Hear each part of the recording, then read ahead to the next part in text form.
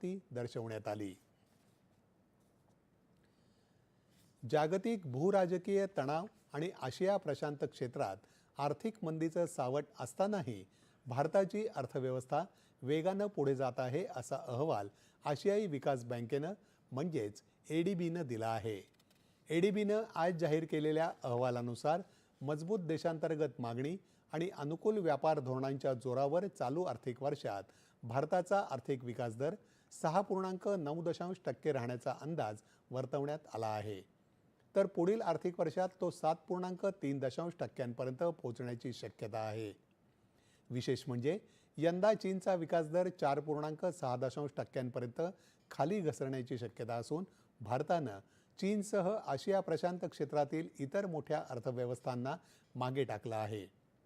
युरोपीय महासंघासोबतचा मुक्त व्यापार करार, अमेरिकेकडून भारतीय वस्तूंवरील शुल्कात झालेली कपात, आगामी 8वा वेतन आयोग आणि रिझर्व्ह बँकेनं व्याजदरात ठेवलेलं स्थैर्य यामुळे देशातील कॉर्पोरेट गुंतवणुकीला मोठी चालना मिळत आहे असं या अहवालात नमूद करण्यात आलं आहे।